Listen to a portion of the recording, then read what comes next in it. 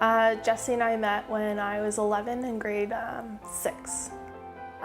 Jesse was this vibrant, exuberant guy. He always had a smile on his face. He'd be riding his bike in the worst of weather and still had a smile on his face whenever he came up, always smiling, laughing, telling jokes. If you were down, all you'd have to do is just look at him and he'd just give you a smile and all of a sudden you were fine. So that morning, saying goodbye, he, was like, "I love you," and I kind of like, "Love you too," and he like opens the door. He's like, "Pardon me, what did you just say?" I'm like, "I love you too," and he's like, "Okay," because like I was just being stubborn and wasn't saying it, and so then I drove out of his parking lot and took one last look, and there he was mooning me. It's the last vision of Jesse I have.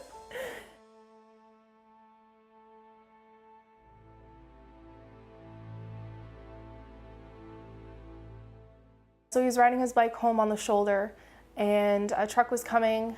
The highway was 80 kilometers an hour. He was reported driving 110.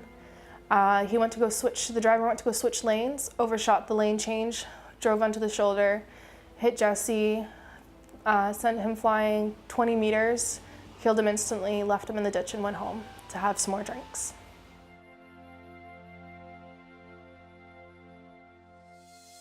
About 1:15, I heard my phone ringing. So I looked at the phone and it said my dad's office number, which is in the house.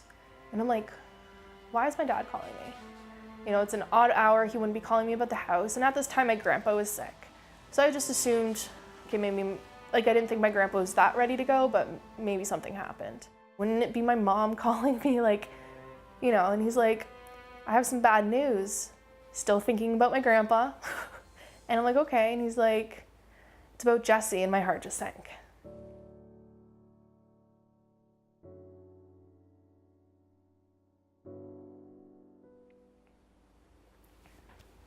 He's like, he's been hit on his way home, and he didn't make it.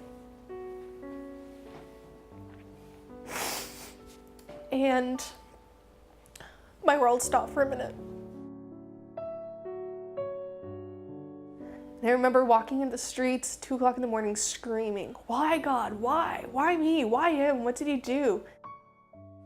I think the worst moment was probably when they carried him out. Just everything inside of me just went weak. I couldn't hold myself up. I couldn't, just hyperventilating, bawling my eyes out, and then watching them put him in the car and drive off.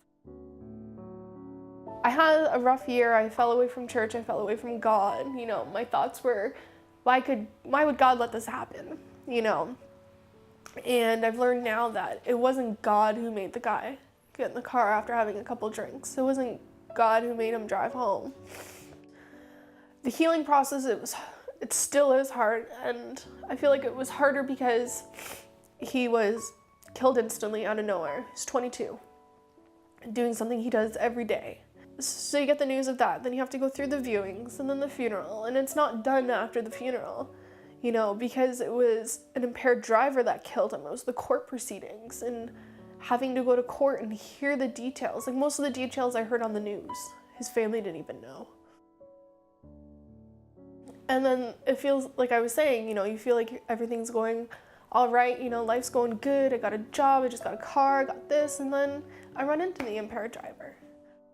The one verse that I like is because I share my story so often now is, you meant evil for this, but God meant for good in saving people's lives. I wasn't gonna let Jesse just be a statistic, it was dead and over. I started working with Mothers Against Drunk Driving, and people are amazed at how far I've come compared to some other people. And everyone deals with their situations differently and their grief in different ways, but I feel that God's been there and he's been able to, kind of pull me along with it and say, you can do this, and it's been good in that sense.